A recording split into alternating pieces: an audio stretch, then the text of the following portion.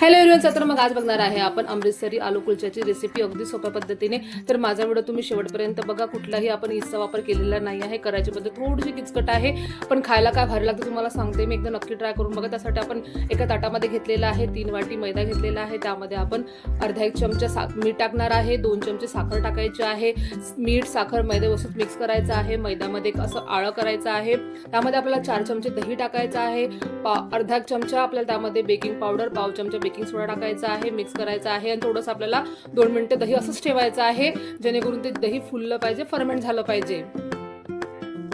दही व्यवस्थित फुलल्या गेलेला आहे, फर्मेंट झालं बघा, वरती आला आहे ते। त्यामध्ये आपण तेल टाकणार आहे। आता सर्व इन्ग्रेडियंट्स हाताने आपल्याला मस्तपैकी चोळून चोळून मिक्स करायचे आहे।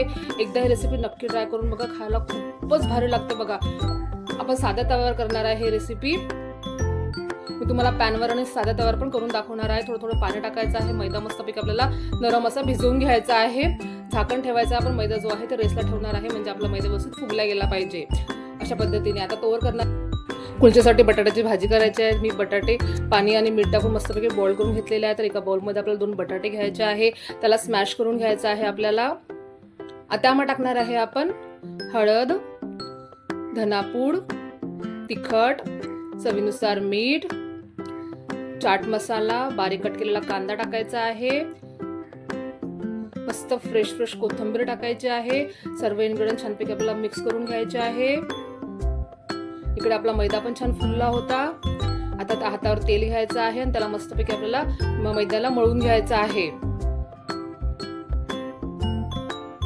आता याचे आपल्याला सारखे गोळे करून घ्यायचे आहे।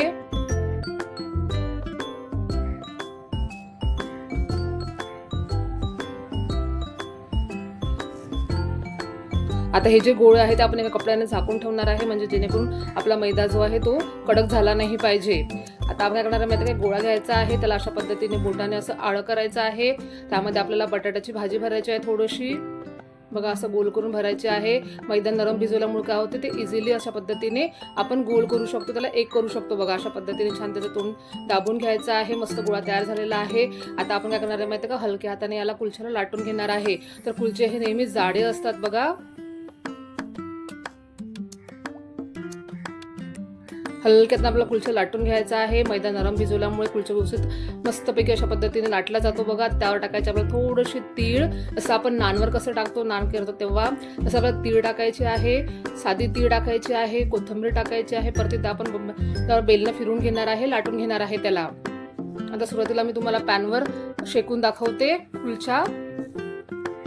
साधा पॅन घेतलेला आहे, मी गरम करायला ठेवला होता आधीच। आता पॅनवर आपण पळीभर अर्धी पळी आपलं पाणी टाकायचं आहे।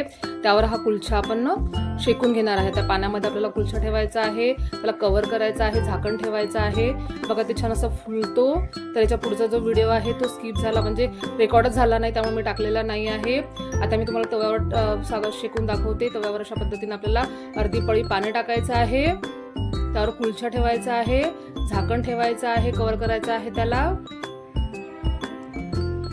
आता त्याला मस्तपैकी पलटून घ्यायचं आहे। आपल्याला त्यावर तेल किंवा तूप लावून दोन्ही साईडने छानपैकी कुलचे जे आहे ते मस्त शेकून घ्यायचे आहे। खायला खूप भारी लागते, तर रेसिपी नक्की ट्राय करून बघा।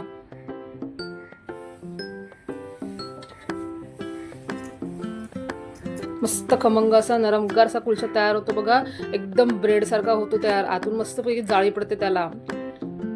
अशाच पद्धतीने मस्तपैकी माझे सर्व कुलचे तयार केले होते। हे कुलचे आपल्याला छोले बरोबर, मसाल्याची कुठली भाजी बरोबर, मटणा बरोबर किंवा तुम्ही पनीरच्या भाजी बरोबर ही कुलचे ट्राय करू शकता। खूप टेस्टी लागते बघा।